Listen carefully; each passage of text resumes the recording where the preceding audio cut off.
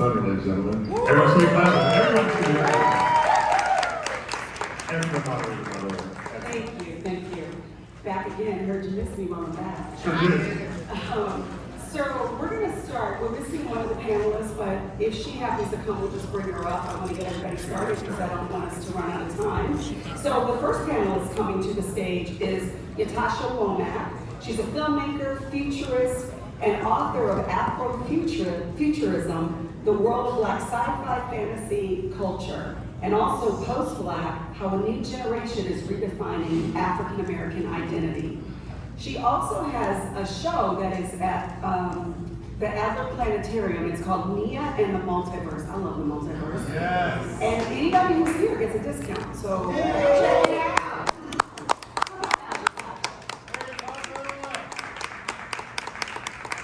Sit back your phone. I'm gonna go ahead and sit. Our next, I'll just go.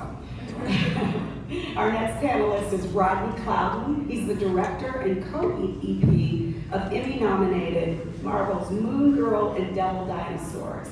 It's returning for its second season. Rodney flew in from LA to be with us.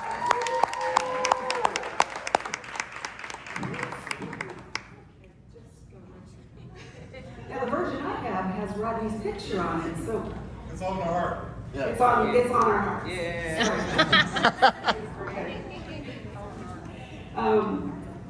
Our next, there are two people, I'm going to introduce them as a package. If you haven't seen The Shy, shame on you. If you have, you know that the next two people I'm introducing are principal characters in Lena Waithe's award-winning Showtime show. And the characters bear the names of these two individuals. DeAndre Gosfield and Quincy Lanier Gosfield. Please come on up to the stage.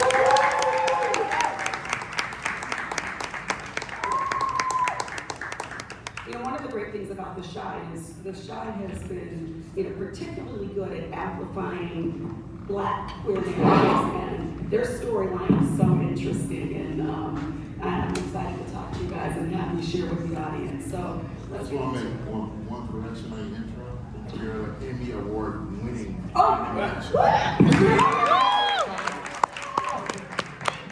Emmy Award winning, that's right. Well, Rodney, since you started, can you walk us through your creative process? And tell it all. My creative process? Well, yeah, but how you started as well. How I started. Well, yes. I'll give you how I started. I've always been drawing. I've been drawing since I was a baby. That was just something my mom did to keep me quiet, running out in the street. But I went to school. I went to art school, to Otis College of Art and Design, and I was an illustration major. I was always into animation, but I didn't really think about it as a career until I got to school, when I met someone who was looking for a character designer for a show I did that he had, and he went to my school to find an artist. So I got in contact with him, and then I started doing these character designs and working on storyboards for the idea of the show. And I was like, you know what, this is fun. I think this is where I want to go, that direction. Still didn't know how, but when I was graduating, the head of the illustration department was like, hey, Rodney, what do you want to do? I think I want to do animation. So he said, okay, I got a person that used to teach at the school who has a show on TV, and it's called Duckman. And so I got in contact with him. He got me in contact with the producer of the show. I showed her my portfolio, and she was like, what do you want to do? I said, I want to do character design or storyboarding. So I took a test for both of them, and I got hired as a storyboard artist. So then, from there, I worked with a company called Classic Cheapo. They did Rugrats and Real Monsters, and they did the first original season of The Simpsons. So I was there for 3 years, and I worked on Duckman as a character designer, and then Wild Thornberries. And that time I was like, you know what? I want to be a storyboard artist. So I just started studying the storyboards, and I made my move and said, I want to be a storyboard artist, and I took a test, and I got moved into storyboards. So from there, I was a storyboard artist on Wild Thornberries, and then I got a phone call from another studio, Rough Draft. They were looking for a storyboard artist for this new show called Futurama. by that ring. And so then I was like, okay, I'll meet with the producer. She hired me. I left Klasky, went there, and then from there, I was a storyboard artist on that show for the first 4 years, and I stuck around doing development stuff for the studio. And then I got another phone call from a producer that was starting a new show. They were looking for directors on this new show by Seth MacFarlane called American Dad. So then I was there, and I was director on that for like 15 years. And then that's worthy of a round of applause. So then from there, I got another phone call or text from somebody asking, hey, you're looking for a director for this show that's going to be on Disney. And so I met with the EP of the show, and he showed me all the stuff that it was for Moon Girl and Devil Dinosaur. And I was just like, oh, is this real? This is what Disney's doing this? They're using like Childish Gambino and everything? It's like, yeah, I'm in. So then I was hired as a director, and then I moved into becoming a supervising producer and then a co-EP as a camera. Excellent. Excuse me for just 1 second. I just got. Oh, hi. Well, come on in. Look who it is. Everyone say hello to Kelly Clouden. My film was just screened downstairs, so we were trying to time this out. That's okay. That's okay. That's So I'll just do a quick introduction, and then we'll continue having everybody go down and talk. Kelly is a producer, director, actor, writer, cinematographer. Good God. And if you want to see her film Kimba, go to Prime. If you haven't seen it, yeah. BET Plus, Prime, and there's one Amazon. You might want to check that. Okay. Yeah. Okay. Definitely BET Plus, 100%. Yes, and I know it's on Amazon because I saw them. Oh, good. Yes, good. So thank you for being here. We're just going through and everybody's kind of talking about their journey. And so I'm going to go to Ytasha and talk about your journey and your creative process. Sure. I actually, can you hear? Yes. Yeah, okay. I actually started off as a journalist. So I was a journalism major at Clark Atlanta. But there was also a program where they were preparing you to work in the Olympics, ironically, doing production. So I learned a lot of production work there. And when I came out, I started writing for the Chicago Defender, freelancing with, Essence and all kinds of publications, covering hard news and then eventually entertainment. I went to grad school at Columbia College where I was learning like arts, entertainment, media management. And because I was a writer, I wanted to learn how to write in a lot of different mediums. So I took screenwriting courses. I was trying to read the books. It wasn't helping me. I actually took a class. And so I learned screenwriting. I said, well, I wrote the script. A friend of mine ran an art gallery, and he said, well, let's figure out a way to shoot it. And so I did my first film, Love Shorts, while I was still freelancing, writing for different publications. I was hired to direct a film called The Engagement, based on the fact that I wrote Love Shorts and produced it. And The Engagement was a romantic comedy. And after that point, it was kind of an expectation that you would write romantic comedies. But in a lot of the work I was doing, I was getting more engaged in futures, and someone was telling me about this term called Afrofuturism. And I said, well, wait a second. When I was I grew up engaged in those kinds of ideas of space and time and comics and Parliament Funkadelic and futures and music, and I grew up as a dancer as well, and in metaphysics. So I said, wait, I understand this. I remember talking about it in school, but not using that term. So I wrote a book called, in the midst of this, I did a lot of creative things, but I decided to write a book on Afrofuturism because I didn't see one. Prior to that, I wrote a book called Post-Black, which was not about the end of blackness. It was just about transformations in culture. And so I wrote this book called Afrofuturism, and it wound up being the first book on the subject. And it was a primer. And it kind of came out the same time that an art gallery, the Studio Museum of Harlem did a big Afrofuturist retrospective. And it just sort of blossomed, where people started saying, wait a minute, I do science fiction, or I'm interested in futures, or we can tell stories in the space, or that's the kind of music I do. So I knew a lot of people who were Afrofuturists, but didn't know they were Afrofuturists, myself included. So I wrote it first as nonfiction, and I started having all these story ideas coming to me that said, well, okay, now I have to write this as fiction. And initially I did that in the form of books. And at some point I said, well, let me, kind of follow this. And I created a film called A Love Letter to the Ancestors from Chicago, which is about dance and Afrofuturism. I did do a film called Couples Night, which had nothing to do with Afrofuturism.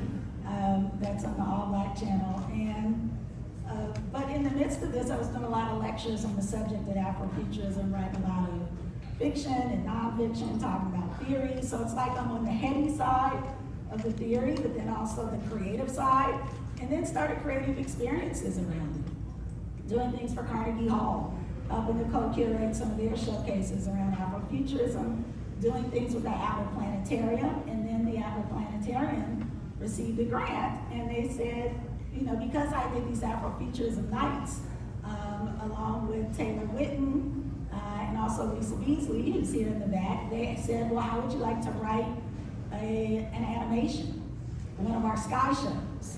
So if anyone's been to the Atlas Planetarium, they have this big dome screen, and they usually have these shows that are about the moon and about space travel, but many of them aren't narrative. And they said they wanted it to be Afrofuturist. And I said, well, if it's going to be Afrofuturist, it can't just be Black people in space. It can't just be Black people who want to be scientists. That's a part of it. But it also has to deal with like space-time cosmologies from African diasporic spaces.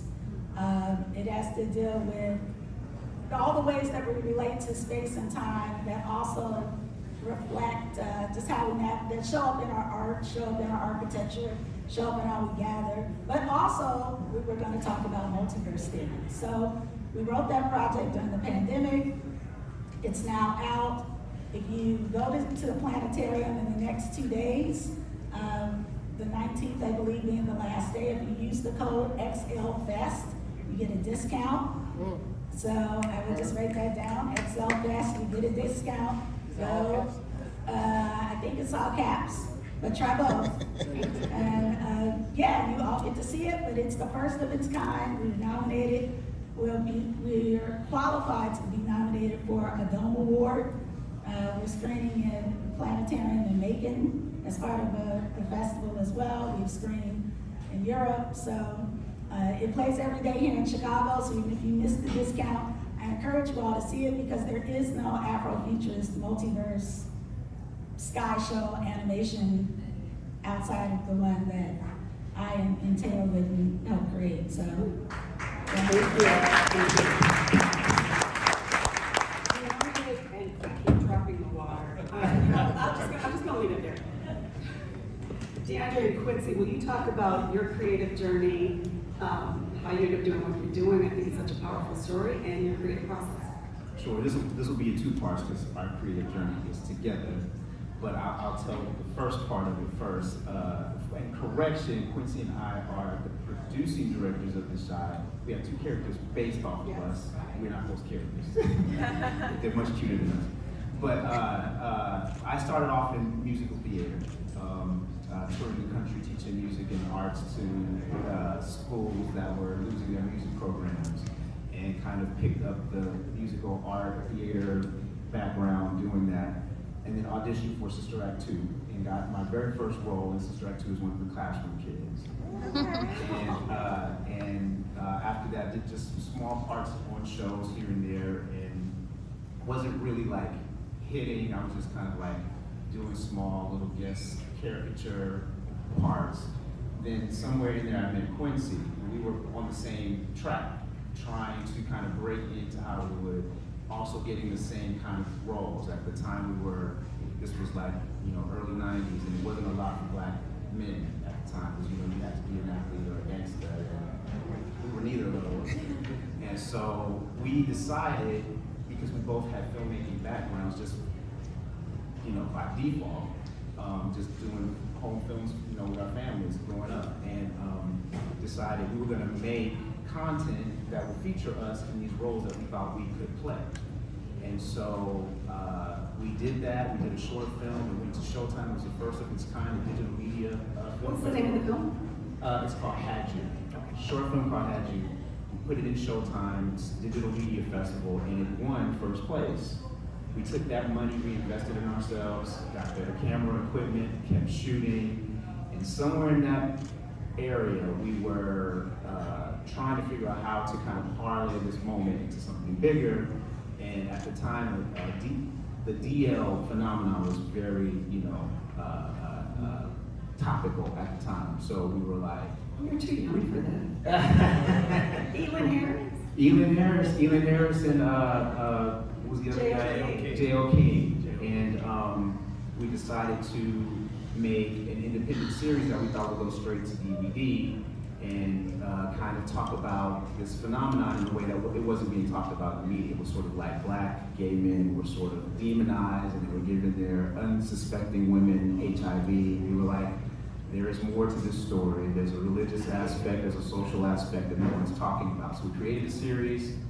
That series went on to be a festival hit, got us picked up at a small fledgling network called Here TV, gave us an opportunity to thrust into a showrunner's position.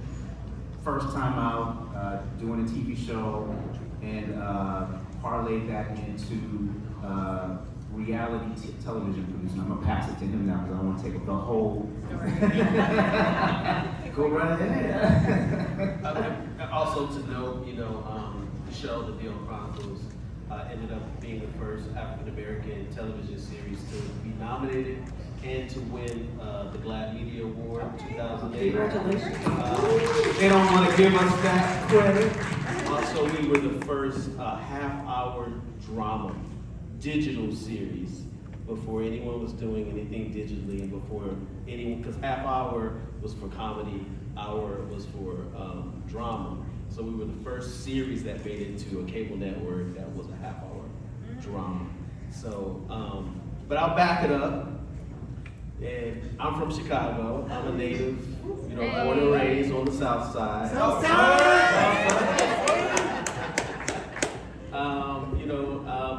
Like he said, one of those kids, and this is my little brother right there recording me. That's your little That's my baby brother right there. I'm the big brother now. They're always bigger for some reason. And like our parents had, bought me a home video camera, and so you saw me, you saw a camera all the time. And we have a older uncle, our great uncle was a pretty well-known photographer. Shot like Sinatra, Ali, and all the people. And so I was inspired by the image and the moving image, and so he mentored me as far as being a photographer. So I know B. Cole was in here earlier. I was B. Cole's photographer. So I was a local photographer. So I shot for Vibe magazine, Herb magazine, locally covering concerts and different artists here in Chicago. And I was also a spoken word artist, and also I was an actor, and also I'm a cartoonist. So I was doing everything that I could. I went to Simeon on the South Side. It was not an arts-centered high school, it was a sports-centered high school. And so, I was burning for being in an environment of art, because I've always been an artist. And I discovered through my mentors, Kahil Elzabar. You guys are familiar with Kahil. Is a Grammy Award-winning avant-garde jazz musician. I used to work for his mom in Beverly called Ask Gwen's Bridal Informal. So I was a fashion illustrator. So women would come in, or young girls would come in and say, oh, I had a dream about my prom dress, and it was like wrinkled up here, and then it was like fluffy down there, and then I was sketching. Just drawing, what they were describing. And she introduced me to Kyle.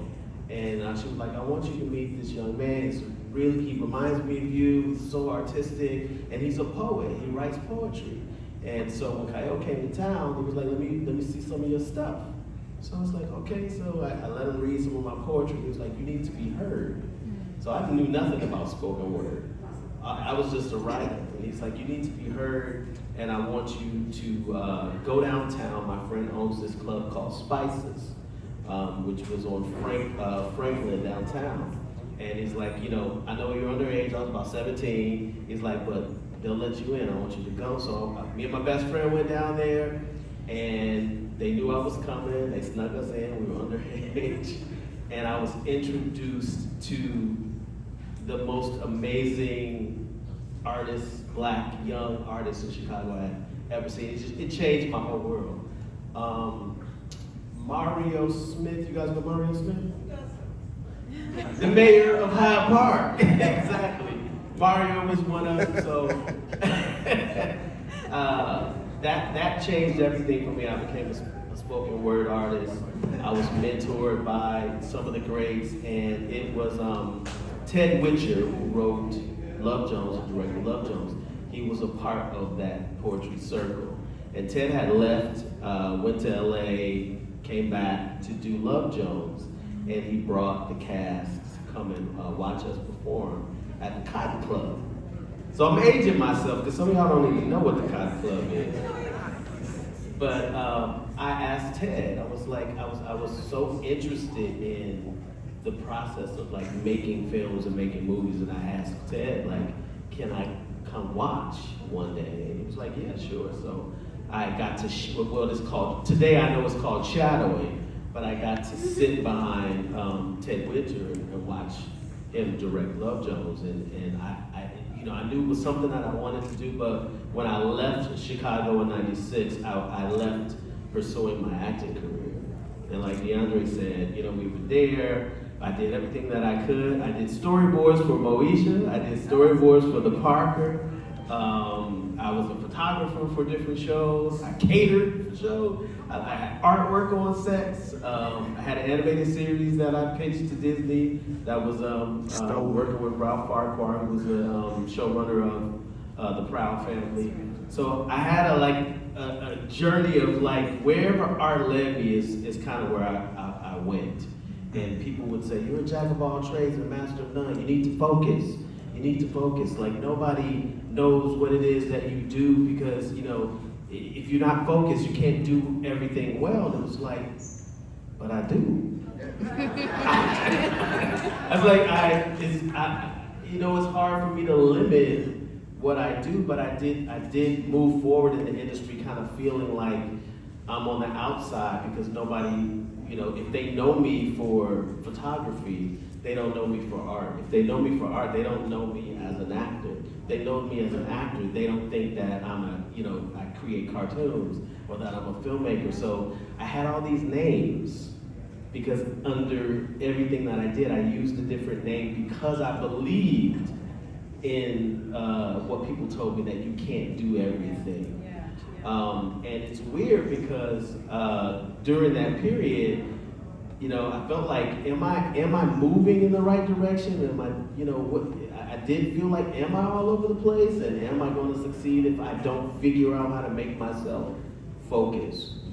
And that was just how it was in Hollywood when we first started out in like the late 90s, early 2000s. And then, like he said, we met as actors.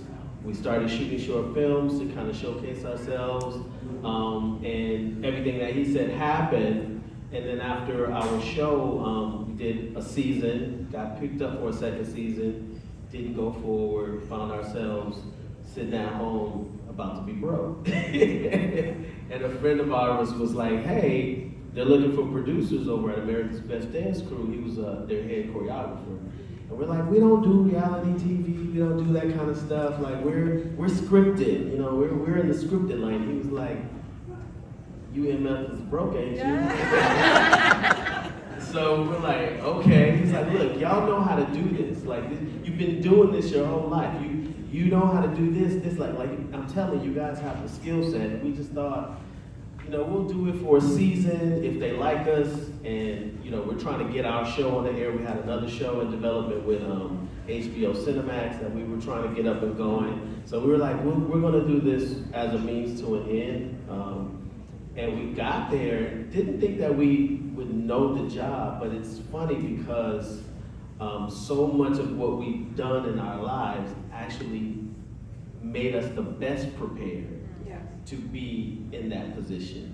And it was really strange to me because I'm like, wow, you take, sometimes if you think you're taking all of these different, off roads and like, am I doing this right? It's almost like the universe is preparing you for where it is that you need to be. And it's giving you the skill set. So sometimes, when you may feel like, I'm off the beaten path and this is not where I need to go, it might just be where you need to be at that moment.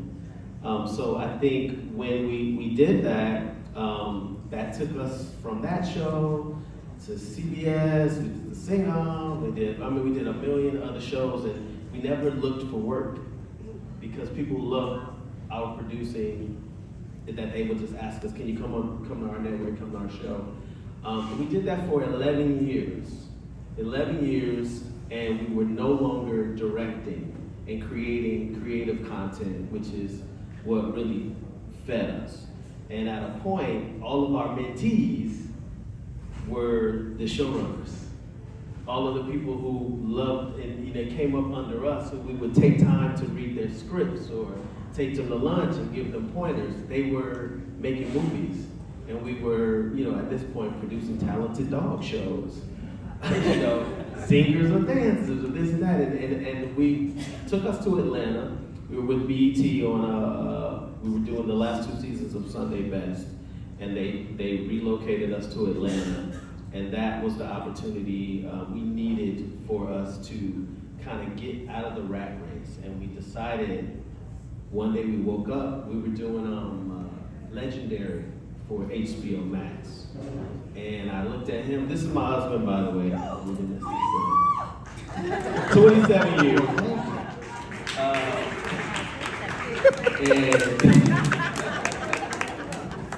And he looked at me and he's like, do you want to do this?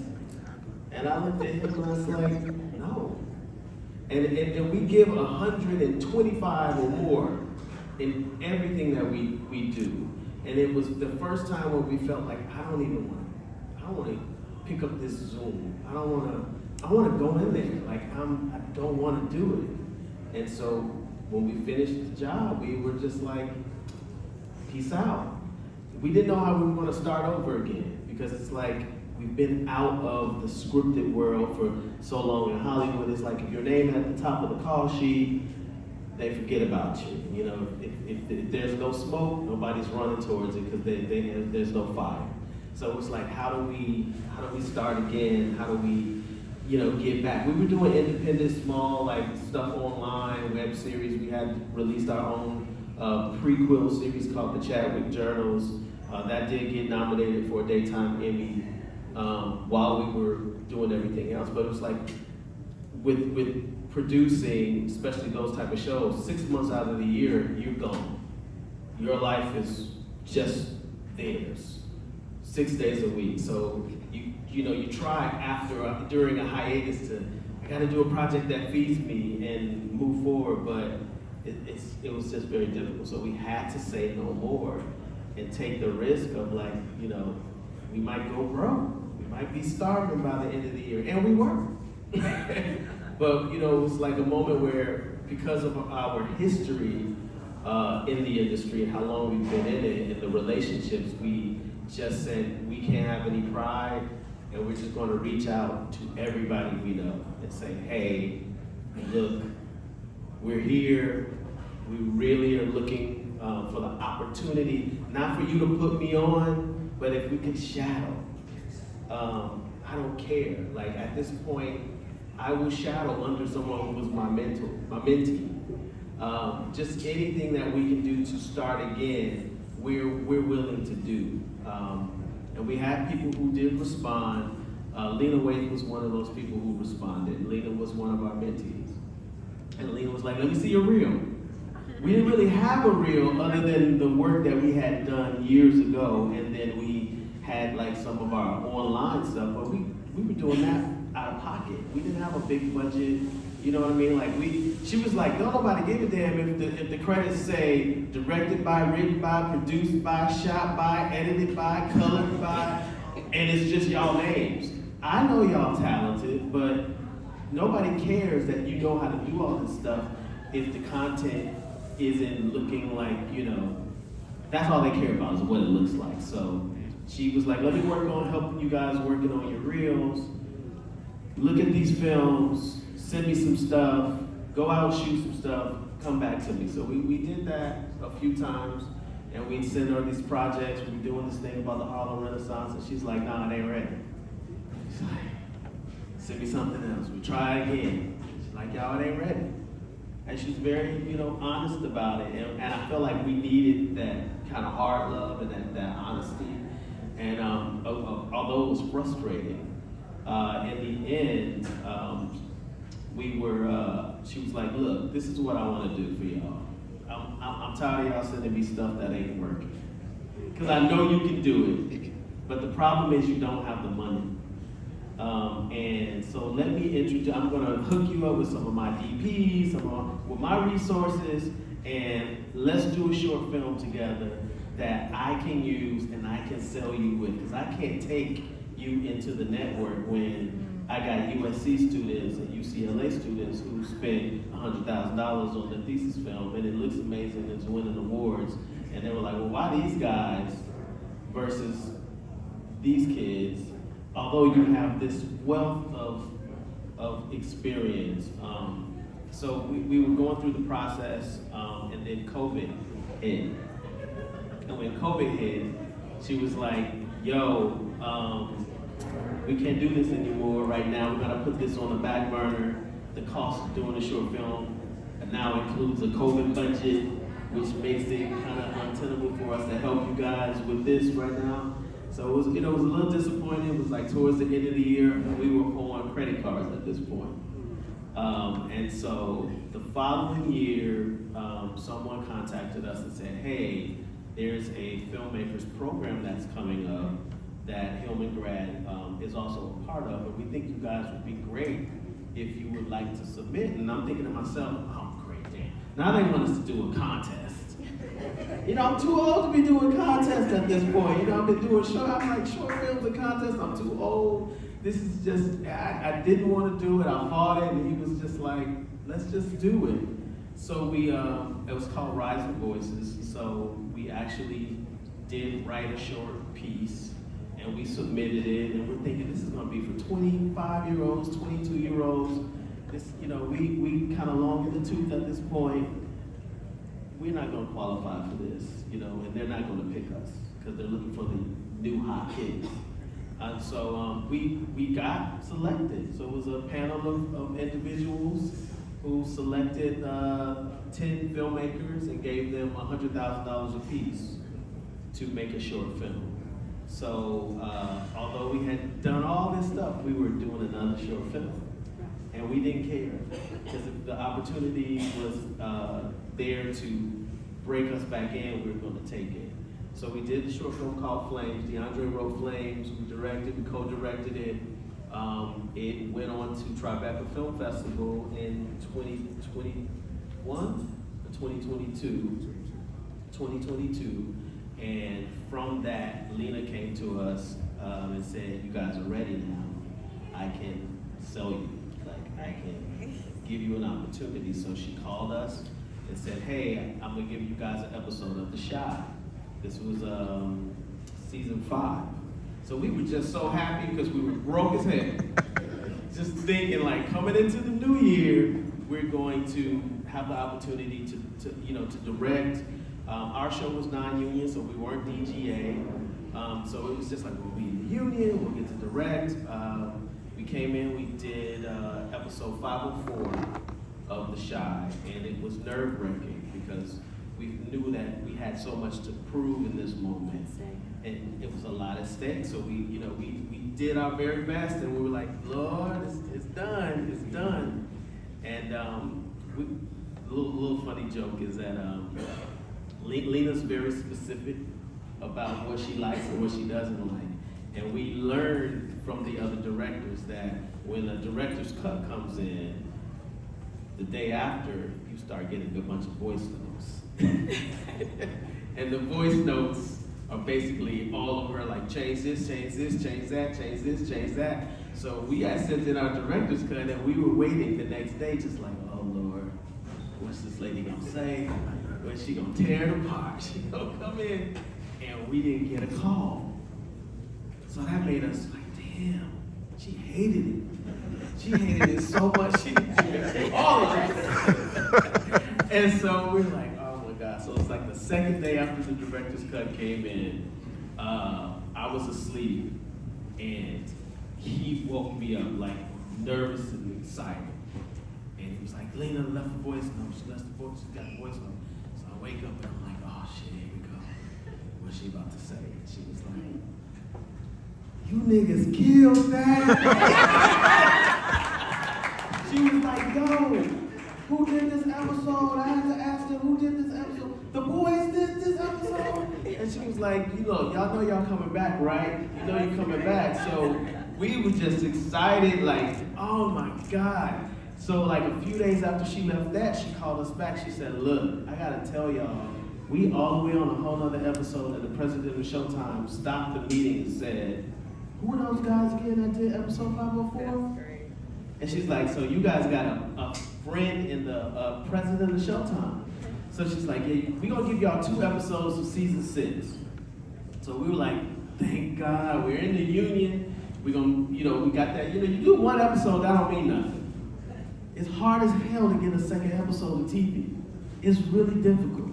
So it's like, you don't really start working steadily until after you break in at least 2, maybe 3, but at least 2 episodes of TV.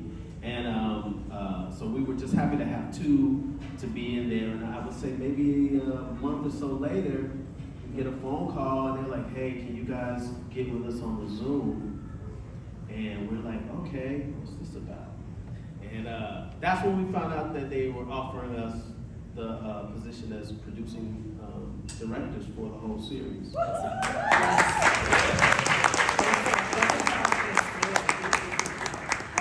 us what inspired your creative journey, and how did you develop your unique voice and style? So I think the theme that you all are seeing up here is that you don't have to come from film to be able to tell stories, and I actually think that it's better that way because you have more to tell. So I was an archaeologist before I became a filmmaker. Complete opposite. I was digging in the dirt. I was looking at the spider in the corner earlier, like, aren't you beautiful? No, I'm a weirdo. No, it's fine. But so yeah, I went to Howard University, so an HBCU connection. And then so I studied archaeology. I became an archaeologist. I lived in the Central American rainforest for months at a time, digging a hole for the bathroom and pitching a tent. And one day there was a film crew that came out and they didn't understand the archaeology. So I sat down with them and helped them write out what was happening. And basically I wrote the script for them and I didn't realize it. And then that film went on to win all these awards. And I was like, wait a second. So then I thought, I'm born and raised in Los Angeles, but my dad, hey, we got some LA, yeah. But my dad's from Alabama, my mom's from Pittsburgh, so I was born in Valley, but they didn't let me sound like a Valley girl. But if I get excited, I can't guarantee that it doesn't come out. Oh my God. But yeah, so then I decided to mix my interests in anthropology with the filmmaking and got work at National Geographic Television and Film in Washington, D.C., and that's what solidified it together. And then so after that, I worked directing behind the scenes for PBS documentaries. Like I started off in doc, and my interest was in children's rights and living conditions. I went to Haiti. I was living there for a little bit before the earthquake. I was going to Haiti when people were like, where in Africa is that? You know, before it was put on the map, apparently. And so then I went back to help, and I caught wind of this Catholic orphanage where I always do air quotes, where the nun was allowing foreign men to come in and have sex with the little girls. So I found that she's not ordained by anyone. She is not a nun. She's more of a mafia queen. She had the police on her payroll. So So I investigated it as long as I could. I tried to bring it to CNN, I tried to bring it to UNICEF, and like, nobody cared. It's something, when it's little black girls, I just feel like people look the other way. And so I was trying to make so much noise, but nobody was listening. And then I took that footage and I got accepted into USC for my master's degree. Yes. And then it was there that I was encouraged to move away from the documentary, from my documentary professors. They said that, look, unfortunately, people who tend to go see documentaries, tend to already agree with the subject matter.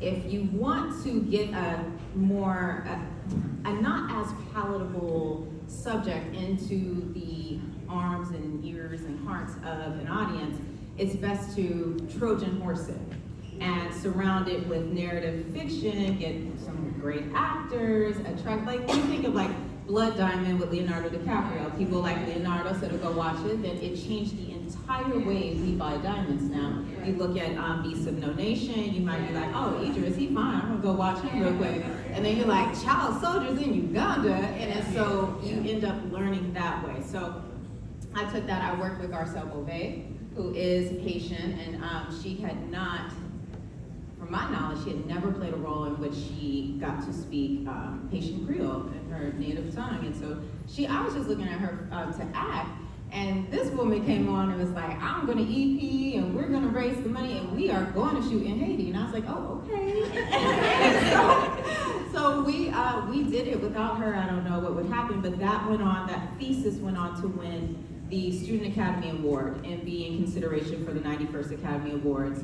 And then that's what got a little more momentum in my career, but then the pandemic, right? There's always that part of everyone's story, but then the pandemic. So during the pandemic, I decided to not sit on my hands. I got real bored. And so I called up all of my friends. My father, before he passed away, told me that your greatest resource is not always money, it's people. And so if you have the team, if you have the people, then you can do something. And so I called on my friends because I knew they were sitting at the house. They weren't supposed to go nowhere in the middle of the pandemic. And I was like, let's make a film. I had my stimulus check and some unemployment. And they're like, you can't make a film with your stimulus check and unemployment. And I was like, I can't, but we can, right? So then we went, and it was enough to get started. Use ShareGrid. There's really no excuse today, y'all. Like, people like Robert Townsend used to have to get film ends and beg at Kodak to give them the leftover film ends. And today, you just pull out your iPhone, right? So anyway, we end up making a film called I'm Fine, Thanks for Asking. And mind you, no, you can't make a feature film on stimulus check and unemployment, but it became, and if you build it, they will come situation, and other producers and other relationships that I've built over time came along and they stepped in and helped with the finishing funds. So that film went on to win at South by Southwest, which then got me the attention. It sold to Showtime BET, and then theatrically throughout the UK and HBO Max in Europe and all of that. And so that got me in the room at Disney, Fox, and Hulu. So I got my first studio film there called Jagged Mind. It's currently on Hulu. And then that led me to Kimba. That's the film that's streaming down here. Thank you. And so, yes, but a lot of my work tends to be, it has to have some social message of positive change. So even if it's genre, which Jagged Mind is, I'm always sneaking in or trying to shift what's behind the camera. So the script that I got was two white women in New York in an art gallery, and I was like, why, we've seen this before, maybe not the two women, but we've seen this before, and so I pushed for it to be, the lead to be Black, for us to add some Haitian elements into it while respecting the culture and walking that line and all of that. And so I do my best to try to always be, I think it's that anthropology. Yeah. So I'm always trying to incorporate positive social change within entertainment. Excellent, thank you. I have to say something. One of the hardest things about being a moderator on a panel with so many good people is that I've been flashed the light probably 5 times now. And so, you know, people are saying we're late. I wanted to at least leave a couple of minutes. Look at Robin said, girl, keep going. Ain't nobody worried about that. And so I wanted to leave a couple of minutes for questions. I know they're going to get mad, but I feel like I owe you guys the opportunity to be able to ask a couple of questions to this powerful panel because they're giving me the so. I just have one question. Best cartoon of all time? Besides Avatar, that's happening, everybody knows that. But I definitely want to know what your favorite cartoon of all time is. My favorite cartoon of all time? You did Rugrats and Real Monsters. You're a genius, bro. I didn't do Rugrats. I work for the company. Whatever, you was a part of it. Yeah, so. Oh man, you know, my favorite cartoon of all time, it changes up, but right now, my favorite hero, superhero, Spider-Man. Spider-Verse came out, I was hot. Come on. I was, damn, where was I when they were work on that? So I think right now that is my favorite, that and the Teenage Mutant Ninja Turtles movie. The new one? Yeah. It's so good. Yeah. Have you seen the series? I haven't seen the series yet. Well done. Other questions? Hey y'all, Charles Andrew Gardner. I'm an actor, educator. I'm a professor over at DePaul, teaching on-camera acting, and Got swaggy shorts. and the president of SAG-AFTRA here in Chicago. So I'm asking a question from an actor side, but I also want to. There's a lot of directors in here, so I led the Directing Actors Workshop on Thursday for the Excel Film Festival. So we talked a lot about the importance of being prepared, because when you're prepared, you can really truly collaborate from the acting side and from the directing side. So my question to you all is, what advice would you give to actors to be properly prepared to interact and collaborate and bring their best work forward for directors? And from the directing side, how can you be prepared to be there to bring the best performance out of the actors? Are you asking from the perspective of them already being cast or going into the audition? I'll leave that to you. Can we get both? Well, I mean, the thing is that we're in an industry of art, right? So anything that any of us say is only from our experiences, but everybody takes their own path. From my experience, I feel that a lot of actors are in the room, we're speaking from auditions, they're in the room to try to please you. And unfortunately, I really wish the actors could get the whole script, but you oftentimes don't. You just get to sides and you're trying to guess, like who they related to, all of that. Do not be afraid to ask those questions. So if it is when you're developing how you're going to perform in the audition, and you are unclear about who your character is related to or why they're even behaving that way, do not be nervous to ask whoever's in the room, the casting director, the director, about what it be clear. And don't worry about pleasing everybody. Everybody is different, and you're bringing your own character traits.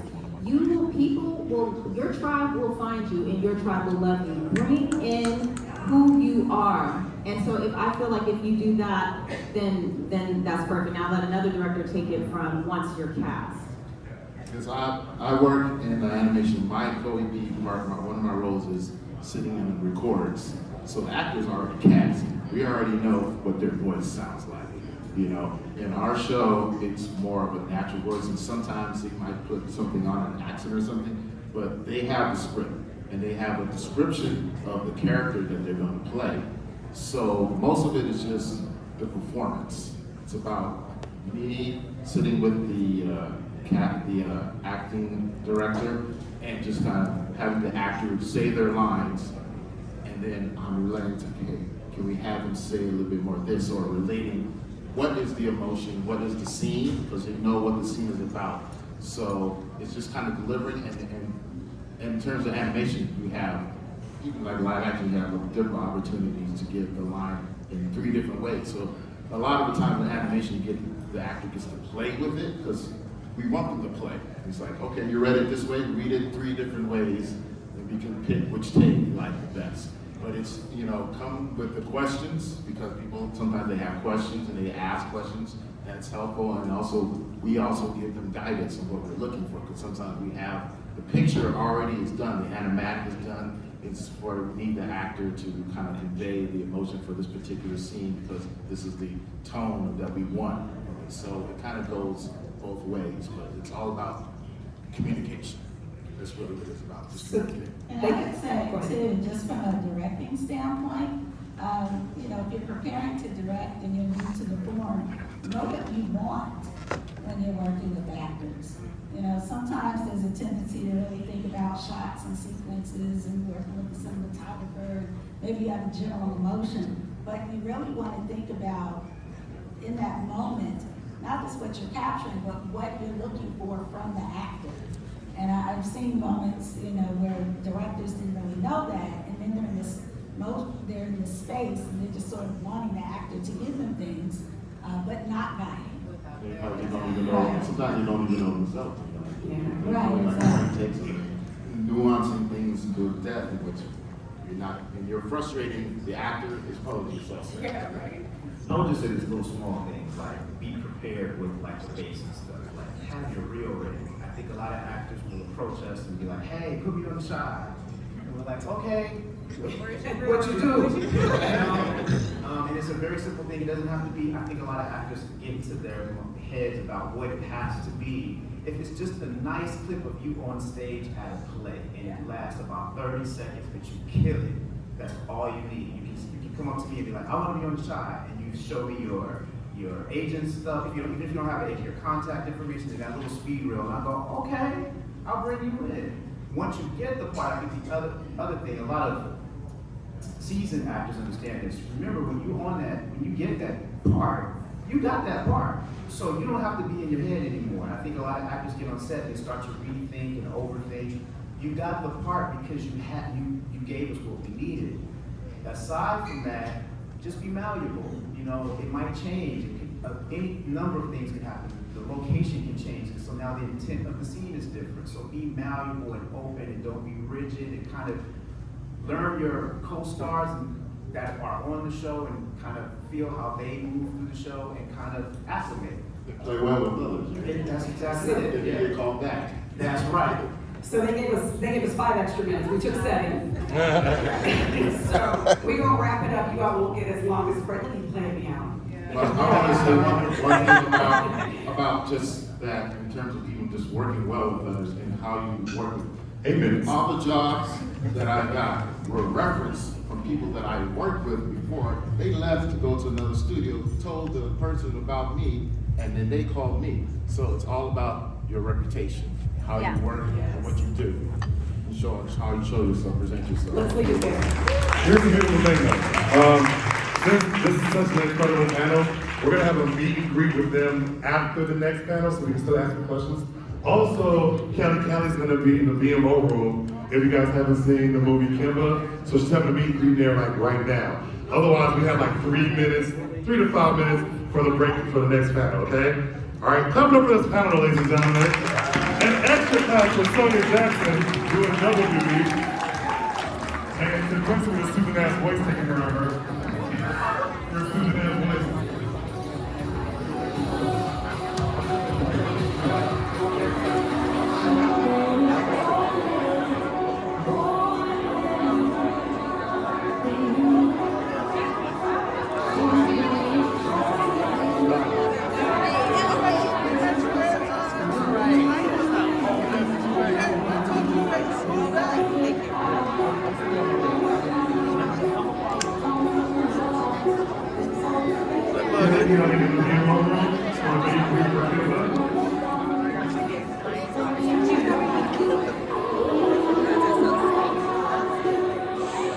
She got a question. I know I met you earlier, and I just learned that he was your brother.